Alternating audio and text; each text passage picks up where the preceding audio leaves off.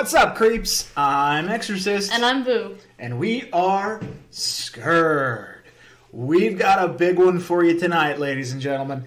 Creeps and ghouls, we've got The Exorcist. The Exorcist. Now, we're talking 1973, Linda Blair, pea soup vomit. Broken back, actually, almost. Yeah. Some catastrophic stuff. We're going to talk about some of those things, because outside of how scary this movie is, just in its general form, there was a lot of creepy stuff that happened over the years and actually continued into many of their lives for like decades to come. So, and we're going to talk about my favorite part and the best spin-off of The Exorcist as well. I'm going to put a little plug in for Fox towards the end. But let's start from scratch, okay? Let's talk, first and foremost, The Exorcist, 1973. How do we form this one? What do you call it? Is this paranormal? I think exorcism falls in the paranormal realm. Yeah, like spiritual. But there's one word, one of our other categories is gore/disturbing.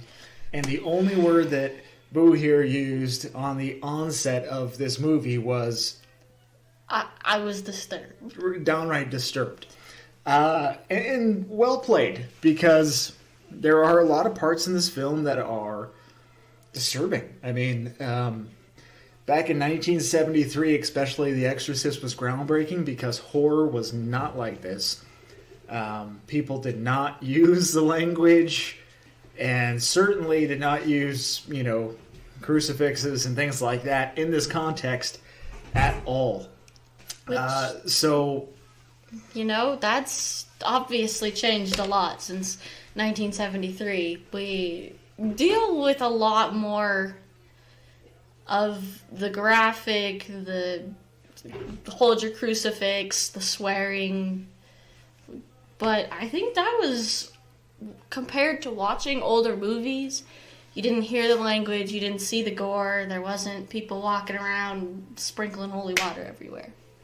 Yeah, I mean, the 1980s brought in a lot of slasher films and, nudity and blood and gore. So back in 1973, The Exorcist was like, too taboo for a lot of people. And actually, to this day, years and years and decades later, some people still won't even watch this film just based on its reputation alone. Right, absolutely. One of my favorite films of all time, and, this was Boo's first introduction. I'm going to slide this just a little bit more of your head, less mine. I got a big head. I played forward, and I said, this is going to be pretty scary. Are you up for the challenge? And you were hesitant, but you got in there, you dug deep, and you made it all the way through the movie. I did. So give me your overall take on the plot. Give us a couple story points without spoiling it if somebody actually hasn't seen this. Give us a little bit of the plot and how you responded to it throughout the movie. The beginning started out kind of slow, not to the point where I was bored watching it. But there was a little bit of background. I think the beginning, actually, I kind of had to look and be like, are we watching the right movie? Because it really didn't make sense. It did tie in later, but the beginning really just threw me off. Girl gets possessed, something demonic, we're not sure. That's what we think it is. Obviously an exorcist was hired. I won't go too much more into it because I don't want to spoil the movie. And I'm gonna step back a second because the beginning that you're talking about, I even though I've seen this movie 100 times, kind of found myself going, I don't know if I remember some of this. We didn't watch anything special like the director's cut or anything. But she's talking and referring to, the whole scene in the desert where we see this statue. And I mean, later down the line, we'll see it in the movie a few more times. So it starts to connect. But it throws you off at first. And I think that the first probably 20 or 30 minutes are, if you hype somebody up and you're like, this is going to scare the hell out of you, the first 20 or 30 minutes are not going to do that. Yeah, no, absolutely not. My dad was like, it's going to be scary, and I was watching people do archaeology, and I was not impressed. Yeah, and you have to understand that The Exorcist and many exorcist-type movies or exorcism, possession movies are all based on the possibility that is this exorcism or is this some form of mental illness or epilepsy or some kind of physical disorder. And there was even some of that in this movie. Right. Like, actually, the movie was based on true events. And I won't say too much, just out of respect for whatever happened.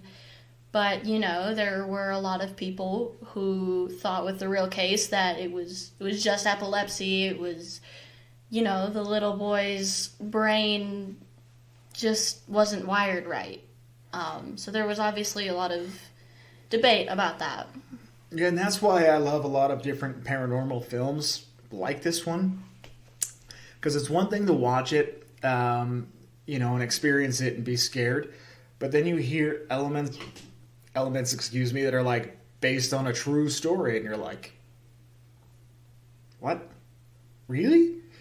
So we did a little bit of digging. We looked back, and this happened in the 1950s, I believe. Yes, I think it was, 1950s. I think the boy was 11 years old, if I recall, and he would become what would later be Linda's Blair character, and everything formed from that case. There's actual documentation, actual notes. It was a horrible time to get hiccups.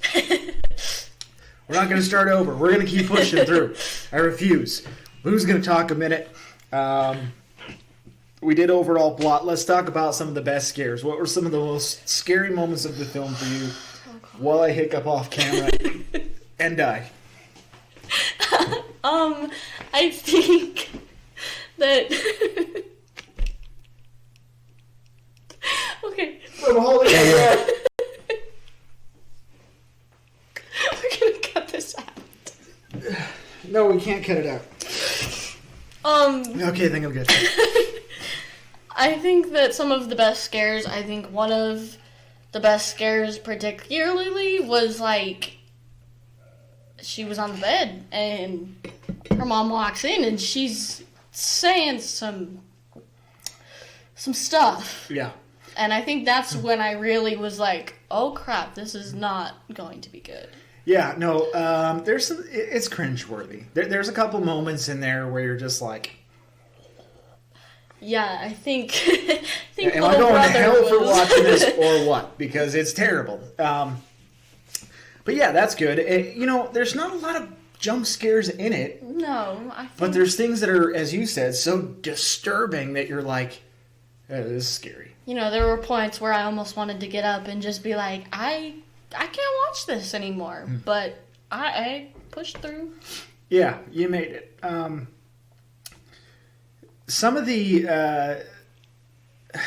other parts that are creepy and scary are, obviously voices. Anytime you have a case of possession, that's typically a thing. They'll speak in another language. They speak in tongues. And their voice is distorted. There might be multiple voices. The Exorcist had this. We learned it was actually... It was... Okay. I'm going to geek out a little bit here. I did a lot of research on this. I don't remember the woman's name, but it was a woman who played the demon voice, and she told them that after a couple packs of cigarettes and some booze, she'd be good to go, and they gave it to her, and I believe she was actually a recovering addict, so that kind of makes my head hurt, but she got the cigarettes, she got the booze, and she did an amazing job playing that demon voice. That's a voice that once you hear it, and Boo, you can attest to this, once you hear that voice, when you recall it, it comes back to you in your brain all the time. It's a great night for an exorcism, and you're just like, ah! And the things that were said are just kind of carved into your brain, and you hear it in that voice, and obviously I've had chills about 4 times just talking about it. So...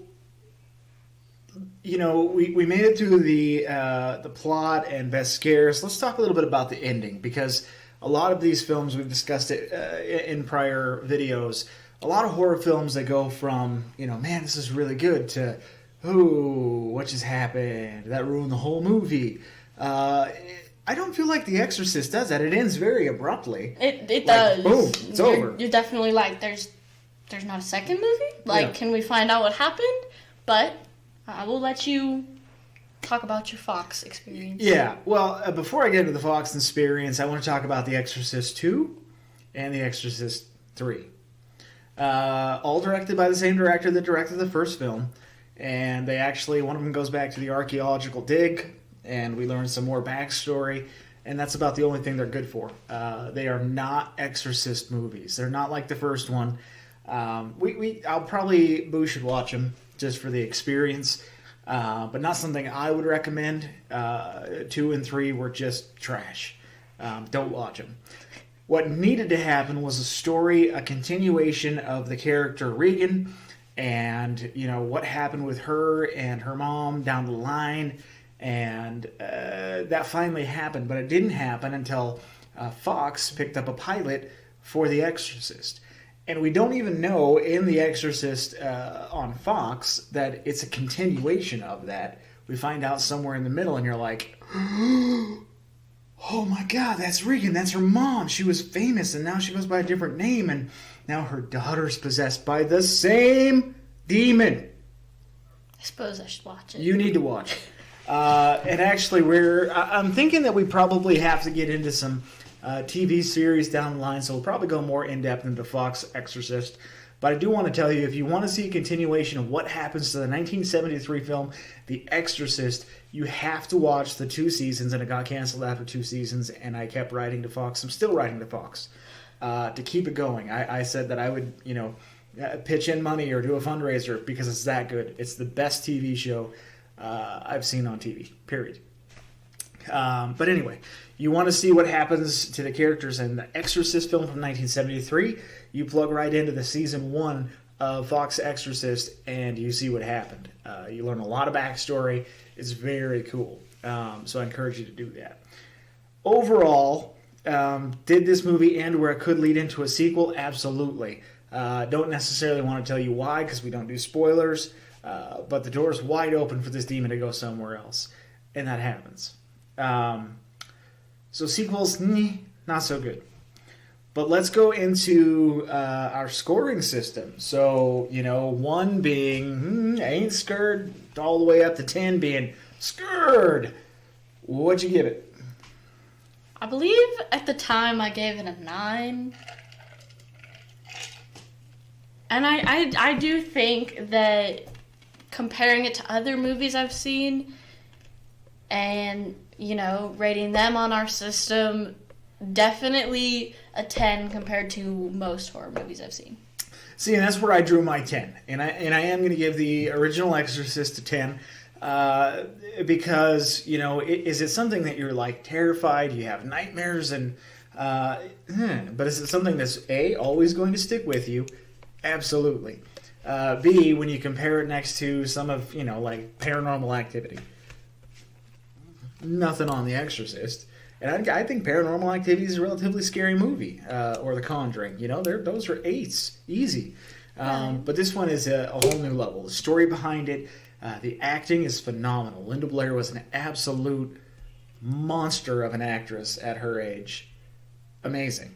I'd also like to just go into a little bit of me geeking out again.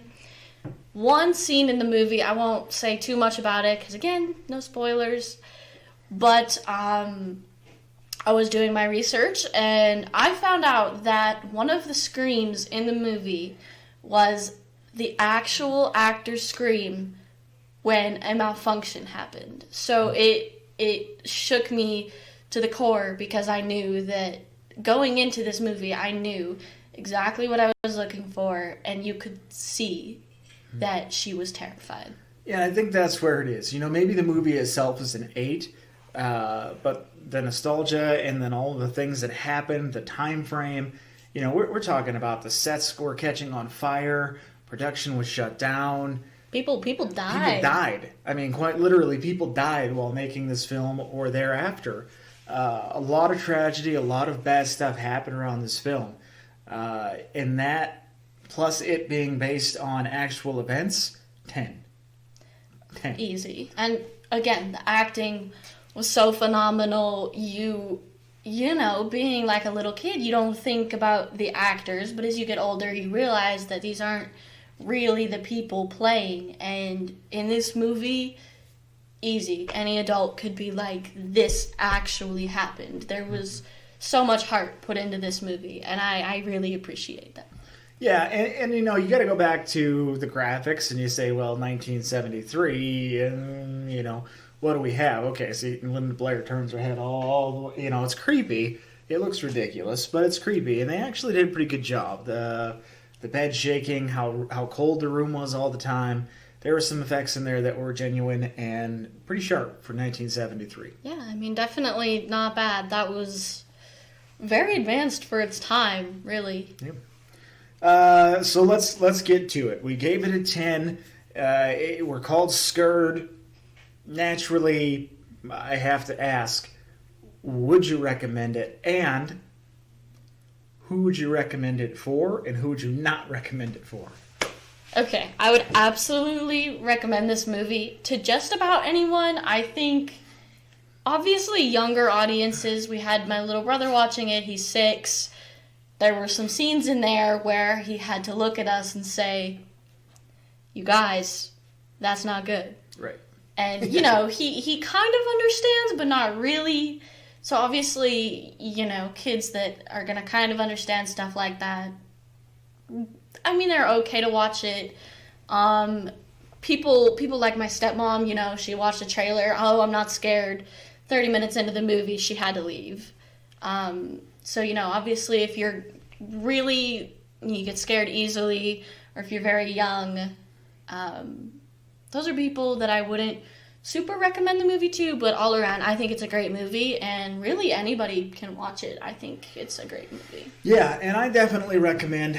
There's been an era of contention in the Christian community about the movie The Exorcist. There's a lot of people that are like, "Oh, you can't watch that." Here's my feedback to that, and I'm going to address this. I am personally Christian, and that part of my life is important to me.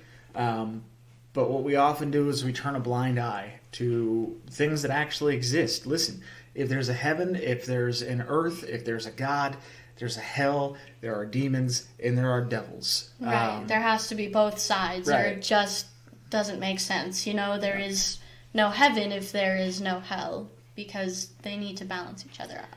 It's an equal balance. And so just closing your eyes and not believing that evil can exist is not helpful. No. In any case.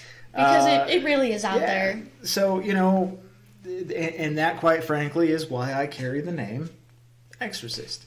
Because of my beliefs and having to understand the other side of things. So a little background story there for you anyway. Overall, 10, The Exorcist is scurry. Go watch it, bring your friends, get your popcorn, and do some research. I think that was kind of a fun part for us. Yeah, absolutely. I loved being able to dig in and be like, I know exactly what's going on here. I know this and this and this. And people are looking at me like, Cadence, you watched this movie one time. And I'm like, do your research. It's actually pretty fun. Yeah, and it can really quickly become the centerpiece of a conversation, especially when other people have done their research. So, very cool. The Exorcist, you can click on the link on our website if you're on Scurred. I'll drop the link here on YouTube as well. So you can click that, purchase it, watch it. That helps our page. It helps our channel. It helps us grow, and we certainly appreciate that. Hit that subscribe button.